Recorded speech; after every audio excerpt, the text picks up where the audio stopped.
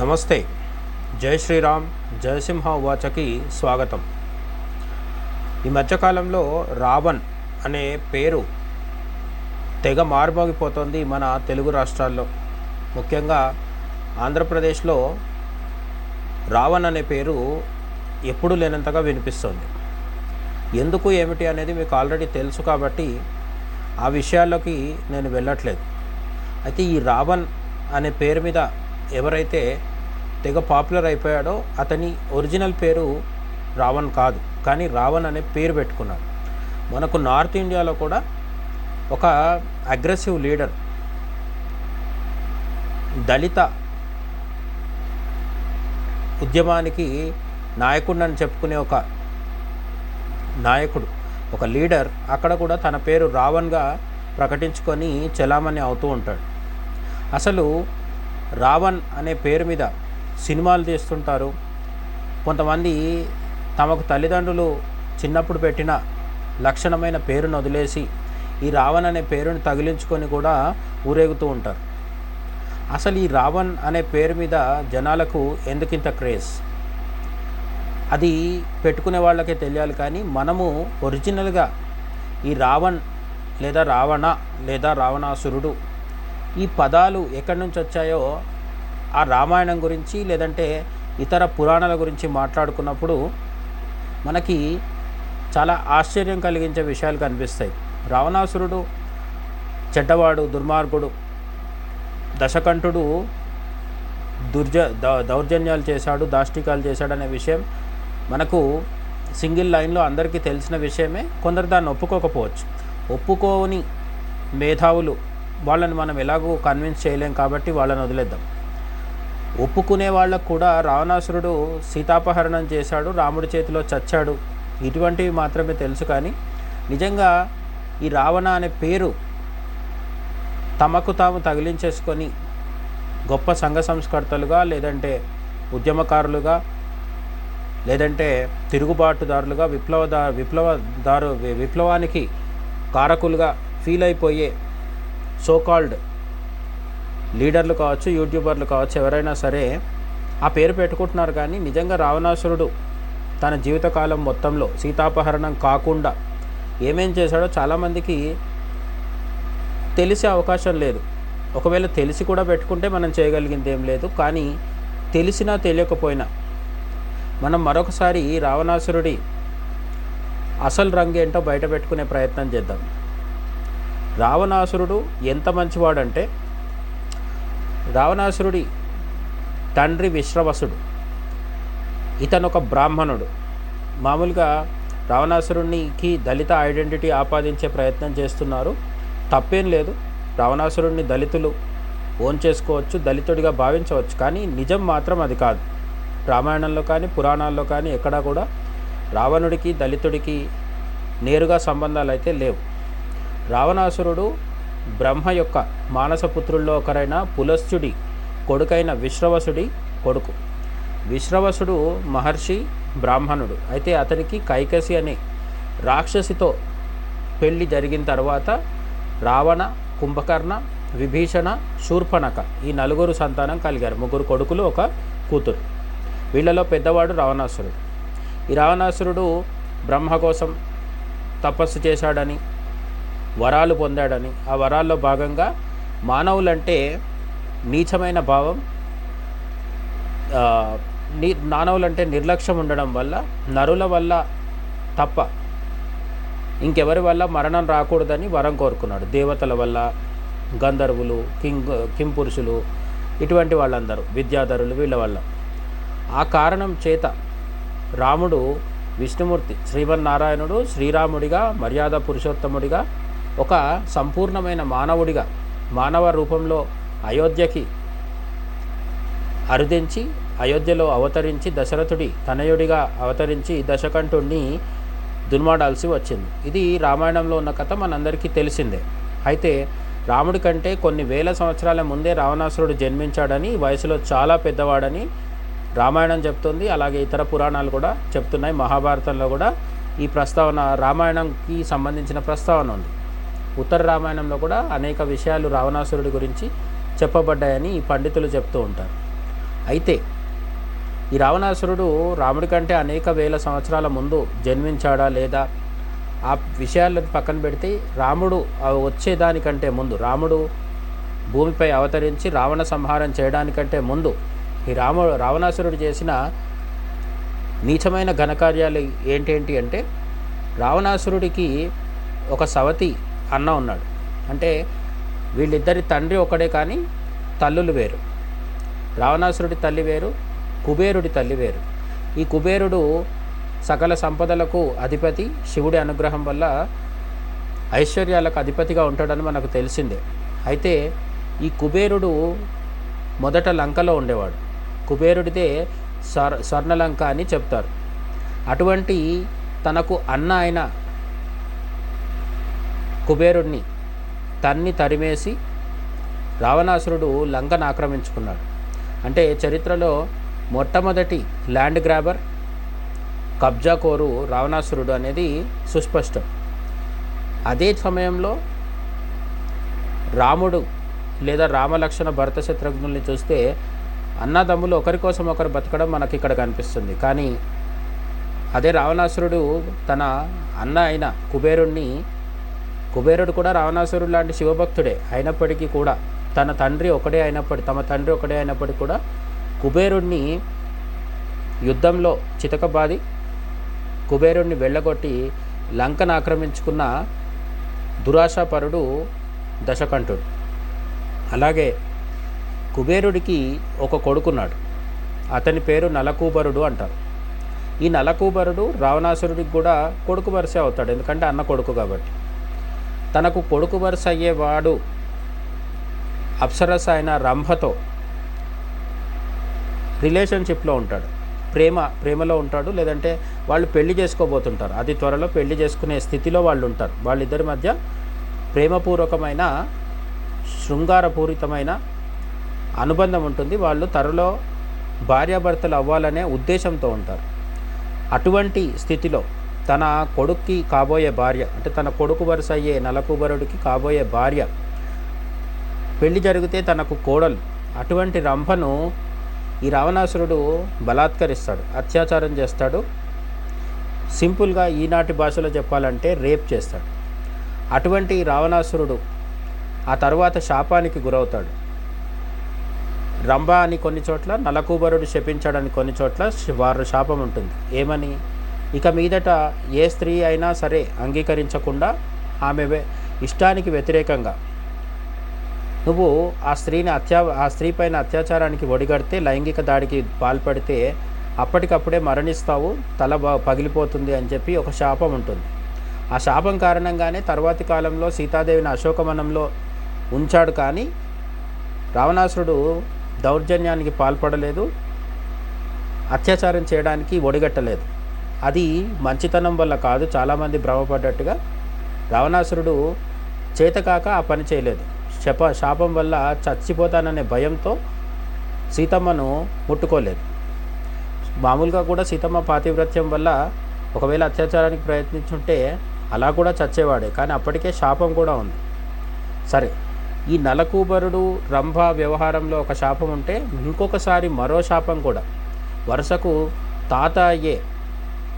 ముత్తాత అయ్యే బ్రహ్మ, చతుర్ముఖ బ్రహ్మ, విధాత, మన సృష్టిని మొత్తం రచిస్తుంటాడు అని చెప్పే బ్రహ్మ ఎవరైతే ఉన్నారో, త్రిమూర్తుల్లోని ఆ చతుర్ముఖ బ్రహ్మ ఒకసారి రావణాసురుని ఇదే విధంగా శపిస్తాడు. స్త్రీల పట్ల అఘాయిత్యాలకు పాల్పడితే చస్తావని చెప్పేసి బ్రహ్మ కూడా శపిస్తాడు. ఎందుకు అంటే పుంజిక స్థల అనే మరో ఒక అప్సరసని కూడా రావణాసురుడు ఆమె ఇష్టానికి వ్యతిరేకంగా బలాత్కరించి శారీరకంగా అనుభవిస్తాడు, ఆమెతో శృంగారం చేస్తాడు, ఆమెను రేప్ చేస్తాడు. ఇటువంటి రేపిస్ట్ రావణాసురుడి కథలు వింటే ఎన్నో ఉంటాయి. సుందరకాండలో రావణాసురుడి అంతఃపురంలో 1000 మంది కాంతలు ఉన్నారని చెప్తారు వాల్మీకి. ఈ 1000 మందిలో అందరూ ఇష్టపడే వచ్చుంటారని బుద్ధిన్నవాడు ఎవడో అనుకోడు. అందులో చాలామంది రాచకన్యలు, గంధర్వ కన్యలు, విద్యాధరులు, ఇటువంటి కింపురుష కన్యలు, ఆనాటి అనేక రకాల జాతులకు సంబంధించిన నాగకన్యలతో సహా తక్షకుడి కూతురు కూడా ఇలాగే ఆమె మానాన్ని కూడా హరిస్తాడు రావణాసురుడు. ఈ విధంగా నాగుల నుంచి మొదలు పెడితే దేవతల వరకు అందరికి సంబంధించిన పురుషుల్ని ఇబ్బంది పెట్టడం, ప్రాణాలు హరించడమే కాకుండా స్త్రీల యొక్క మానాలు హరించడం అతి కామంతో నిరంతరం దహించుకుపోయిన దశకంఠుడికి సర్వసాధారణమైన విషయం. సీతమ్మ విషయంలో మాత్రమే ఈ రావణాసురుడు అనేవాడు తప్పు చేశాడు అనుకుంటే అది పెద్ద తప్పు. రావణాసురుడు అంతకంటే ముందు అనేక మంది స్త్రీల విషయంలో తన కామాన్ని నియంత్రించుకోలేక అనేక వేల మంది స్త్రీల జీవితాలు నాశనం చేయడమే కాకుండా వారి వారి కుటుంబాల పరువుని, వాళ్ళ యొక్క సామాజిక గౌరవాన్ని కూడా దెబ్బతీశాడు. అలాగే అనేక వందల మంది స్త్రీల యొక్క కన్నీళ్ల యొక్క శాపం చివరికి రాముడి రూపంలో వచ్చి రావణాసురుని సంహరించింది. రావణాసురుడితో పాటు అతని వంశం కూడా సమూలంగా తుడిచిపెట్టుకుపోయింది. కొడుకులు తమ్ముళ్ళే కాకుండా మేనల్లుళ్ళు, మేనమామలు, తాతలు, తండ్రులు, పెదనాన్నలు, ఇలా రావణాసురుడి వంశం మొత్తం కేవలం రావణాసురుడి యొక్క అతి కామం వల్ల, స్త్రీవాంఛ వల్ల, పరస్త్రీని కామించడం వల్ల తనకు మండోదరి అనే అద్భుతమైన అందగత్తె, సుందరకాండలో మండోదరిని చూసి సీతమ్మవారేమో అని హనుమంతుడు కూడా పొరపడతాడు. అంతటి గొప్ప అందగత్తె, అంతటి గొప్ప పతివ్రత, సీతమ్మకి సరితూగగల పతివ్రత కూడా మండోదరి. అటువంటి సాధ్వీమణి మండోదరి భార్యగా ఉన్నప్పటికీ వందల మందిని చెరిచి వాళ్ళ జీవితాలను నాశనం చేసి, వాళ్ళని మానహాని చేసి శాడిస్టిక్ ఆనందం పొందిన ఒక పెద్ద సీరియల్ రేపిస్ట్ రావణాసురుడు. ఆ రావణాసురుడి నుంచి ఆదర్శం పొందడం అంటే అతడు చేసిన స్త్రీలపైన అతడు చేసిన హింసను కూడా సమర్థించడమే అవుతుంది. సరే, స్త్రీల విషయంలో పక్కన పెడితే ఈ రావణాసురుడు గొప్ప వీరుడు, ధీరుడు, శూరుడు, పోటుగాడు, చాలా గొప్ప పనులు చేశాడు, రాముడి కంటే గొప్పవాడు అని పిచ్చివాగుడు కూడా చాలామంది వాగుతూ ఉంటారు. ఆ కోణంలో చూసినా సరే రాముడి కంటే ముందే రావణాసురుడి తాట తీసి తొక్కిపెట్టి అతడి గర్వం మొత్తం అణిచిన వాళ్ళు మరికొందరు ఉన్నారు. అందులో కార్తవీర్యార్జునుడు అనే ఒక గొప్ప చక్రవర్తి కూడా ఉన్నాడు. ఇతను దత్తాత్రేయ స్వామి గొప్ప భక్తుడు, హైహయ వంశానికి చెందిన రాజు, సకల భూమండలాన్ని అప్పట్లో పరిపాలిస్తుండేవాడు. అతడితో యుద్ధానికి పోయి ఒకసారి అతడి సహస్రబాహులు అంటే 1000 చేతులతో అతను ఒక చిన్న పురుగుని నలిపేసినట్టు నలిపి దాదాపు చంపినంత పని చేస్తే ప్రాధేయపడి అతన్ని బ్రతిమలాడుకొని బయటపడ్డాడు. ఆ సమయంలో రావణాసురుడి తాత పులస్త్యుడు వచ్చి ఈ కార్తవీర్యార్జునుడికి నచ్చజెప్పి రావణాసురుణ్ణి బతికించి కాపాడుకొని తీసుకెళ్ళాడు. అయినా సరే బుద్ధి జ్ఞానం ఏది రాని ఈ రావణాసురుడు వాలి దగ్గరికి వెళ్ళి కూడా వాలిని రెచ్చగొట్టి అతను ఒక సముద్ర తీరంలో, దక్షిణ సముద్ర తీరంలో సంధ్యావందనం చేస్తుంటే అతడితో యుద్ధానికి దిగితే అతను తోకకు చుట్టుకొని 4 సముద్రాల్లో ముంచి తీసుకొచ్చి అవతల బారేశాడని చెప్తారు. లేదంటే అతడు ఈ రావణాసురుణ్ణి చంకలో పెట్టి నలిపేసి భూమి అంతా తిప్పి ఊపిరాడని స్థితిలో దక్షిణ సముద్రం తీరాన పడేస్తే పరుగున లంకకు పారిపోయాడు రావణాసురుడు అనే పిరికి పంద అని కూడా చెప్తారు. రావణాసురుడు గొప్ప వీరుడు అనడంలో సందేహం లేదు. సుందరకాండలో హనుమంతుడు కూడా మెచ్చుకుంటాడు. అనేక యుద్ధాల్లో రావణాసురుడు గెలిచిన మాట వాస్తవమే, కానీ ఓడిపోని అజేయుడైన వాడు మాత్రం కాదు. కార్తవీర్యార్జునుడు, వాలి, వీళ్ళిద్దరూ కూడా రావణాసురుణ్ణి తాట తీసిన వాళ్ళే. అయితే కార్తవీర్యార్జునుడిని పరశురాముడు చంపితే ఆ పరశురాముడి శక్తిని శ్రీరాముడు హరించాడు. అంటే రావణాసురుడు కార్తవీర్యార్జునుడి చేతిలో ఓడిపోతే, కార్తవీర్యార్జునుడు పరశురాముడి చేతిలో ఓడిపోతే ఆ పరశురాముడిని మించిన వాడు శ్రీరాముడు. కాబట్టి శ్రీరాముడు రావణాసురుడి కంటే ఎంత శక్తివంతుడో మనకు చాలా స్పష్టంగా తేలిపోతుంది. అంతేకాదు, వాలి రావణాసురుడిని ఓడిస్తే ఆ వాలిని ఒక బాణంతో పడగొట్టిన వాడు శ్రీరాముడు. వాళ్ళని చెట్టుచాటు నుంచి కొట్టాడు. ఇటువంటి వెర్రివాదనలు చేసే బ్యాచీలు ఎలాగా ఉంటాయి, ఆ సమాధానాలు అవి ఎప్పుడూ నడుస్తూనే ఉంటాయి. రాముడి తప్పేం లేదని వాల్మీకి రామాయణంలో స్వయంగా వాలి ఒప్పుకుని కన్నుమూస్తాడు. ఆయన ప్రశ్నలన్నిటికీ రాముడు సమాధానం ఇచ్చిన తర్వాతే వాలి ప్రశాంతంగా కన్నుమూస్తాడు. కాబట్టి అది పెద్ద చర్చ కాదు. రావణాసురుడిని ఓడించిన కార్తవీర్యార్జునుడు, వాలి, వీళ్ళిద్దరికంటే శక్తివంతుడు రాముడు. అటువంటి కార్తవీర్యార్జునుడు, వాలి కంటే శక్తివంతమైన రాముడి చేతిలో రావణాసురుడు చావడం పెద్ద ఆశ్చర్యకరమైన విషయం ఏం కాదు. అయితే ఇక్కడ చాలామంది గుర్తించని విషయం ఏంటంటే, రావణాసురుడు ఎంత పిరికివాడంటే, నిజంగా అసలు సీతాదేవిని అపహరించడం, స్త్రీ వేరొకరి భార్య అయిన సీతమ్మను, శ్రీరాముల వారి భార్య అయిన సీతమ్మను అపహరించడం రావణాసురుడు చేసిన నైతికమైన తప్పు. అది పక్కన పెడితే నిజంగా సీతాదేవిని అపహరించుకొని రావాలి. కొంతమంది చెబుతూ ఉంటారు, ఈ రావణాసురుడి చెల్లెలు శూర్పణఖ ఎవరైతే ఉందో ఆమె ముక్కు చెవులు కోసినందుకు ప్రతీకారంతో రావణుడు ఆ పనిచేశాడు. నిజంగా ప్రతీకారం తీర్చుకునే అంత మొనగాడే అయితే రాముడితో యుద్ధం చేసి సీతాదేవిని తీసుకెళ్ళాలి. కానీ ఆ పని చేయలేదు. బంగారు జింకను పంపించి ఆ బంగారు జింకగా వచ్చిన మారీచుడు కూడా రావణుడికి చెప్తాడు, ఇవి నువ్వు చేస్తున్న పని ఖచ్చితంగా చావడానికి మాత్రమే చేస్తున్నావు. రాముడు చిన్నగున్నప్పుడు, బాల్యంలో ఉన్నప్పుడు ఒక బాణం కొడితేనే నాకు ఆ బాణం దెబ్బ ఇప్పటికీ గుర్తుంది. ఇప్పుడు రాముడు సంపూర్ణమైన యువకుడు, పూర్తి 100% బలంతో ఉన్నాడు. అటువంటి రాముడి చేతిలో చావడానికి మాత్రమే నువ్వు సీతాదేవిని అపహరించాలనే ఆలోచన చేస్తున్నావు. ఇది తప్పు అని చెప్తే వినకపోతే బంగారు జింకగా మారీచుడు రాముడి చేతిలో చనిపోయి మోక్షం పొందుతాడు. ఎందుకంటే రావణుడి చేతిలో చావడం దండగ కాబట్టి. ఈ మారీచుడు తన మేనమామని కూడా చంపుతానని బెదిరించి బంగారు జింకగా పంపించిన కామాంధుడు రావణాసురుడు. తనకు సీతాదేవి కావాలి కాబట్టి మేనమామని చంపుతానని బెదిరించి బంగారు జింకగా మార్చి పంపిస్తే అతను రాముడి చేతిలో చచ్చిపోతాడు. అలాగే శూర్పణఖ భర్తని చంపింది కూడా రావణుడే. అంటే తన సొంత చెల్లెలి బావని చంపిన గొప్ప వ్యక్తిత్వం కలిగిన వాడు రావణాసురుడు. అతడి పేరు తెచ్చుకొని తగిలించుకునే ముందు ఇటువంటి విషయాలు అందరూ ఆలోచించుకోవాల్సిన అవసరం అయితే ఉంది. వేరే పేర్లు ఇంకా చాలా ఉన్నాయి కాబట్టి అవి పెట్టుకోవచ్చు. రావణాసుర అని కాకుండా, రామ అని కూడా కాకుండా ఇంకా ఏవైనా పేర్లు కూడా పెట్టుకోవచ్చు. కానీ మరీ దుర్మార్గంగా సొంత చెల్లెలి భర్తని, మేనమామని కూడా చంపడానికి సిద్ధపడ్డ రావణాసురుడి చరిత్రలో అసలు విషయం ఏంటంటే, రాముడు ఆశ్రమంలో లేని సమయంలో దొంగచాటుగా వచ్చి సీతాదేవిని ఎత్తుకొని పోయాడు. అక్కడే రాముడి చేతిలో తాను చస్తాననే విషయం రావణాసురుడికి తెలుసు అనే విషయం మనకు అర్థమవుతుంది. కాబట్టి రావణాసురుడు వీరుడు, ధీరుడు, శూరుడు ఏం కాదు, ఒక గొప్ప బలవంతుడు. కొన్ని యుద్ధాల్లో గెలిచాడు, అంతవరకు నిజం. కానీ రాముడి కంటే గొప్పవాడు అని ఎవరైనా చెప్పే ప్రయత్నం చేస్తే అది కేవలం అజ్ఞానం లేదంటే అర్ధజ్ఞానం. ఈ రెండు కాకపోతే పెద్ద ఎజెండాతో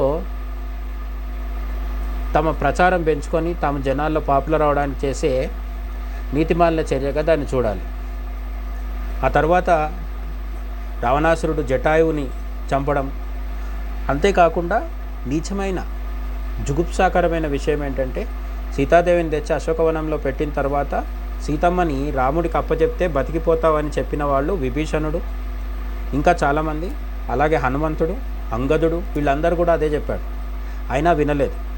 వినని సందర్భంలో తన కామంతో, సీతాదేవి పట్ల తనకున్న కామంతో రావణాసురుడు పోగొట్టుకున్నది ఎవరిని అంటే, కుంభకర్ణుడు లాంటి తమ్ముడు, లేదంటే తనకంటే పెద్దవాళ్ళైన రాక్షస వీరులు, వీళ్ళు కాదు, తన సొంత కొడుకులు. మేఘనాథుడు, ఇతన్నే ఇంద్రజిత్తు అని కూడా అంటారు. రావణాసురుడి కొడుకుల్లో ఇంద్రజిత్తు, అక్షకుమారుడు, ఇలా తన సొంత కొడుకుల్ని కూడా ఒక స్త్రీ మీద కామంతో పోగొట్టుకున్నవాడు రావణాసురుడు.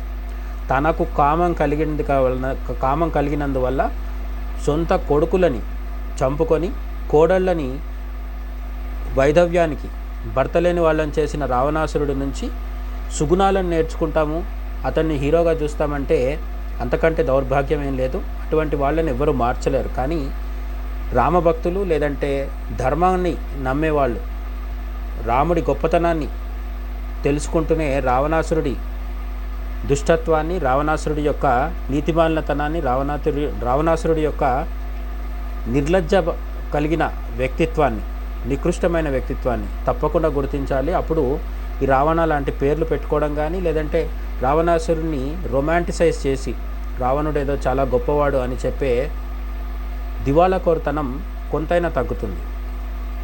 రావణాసురుడి విషయంలో మీరేమనుకుంటున్నారో కామెంట్స్లో చెప్పండి. ఈ వీడియోని లైక్ చేయండి, షేర్ చేయండి, ఛానల్ని సబ్స్క్రైబ్ చేయండి. మరో జయసింహ ఉవాచతో మళ్ళీ కలుద్దాం. జై హింద్, జై శ్రీరామ్.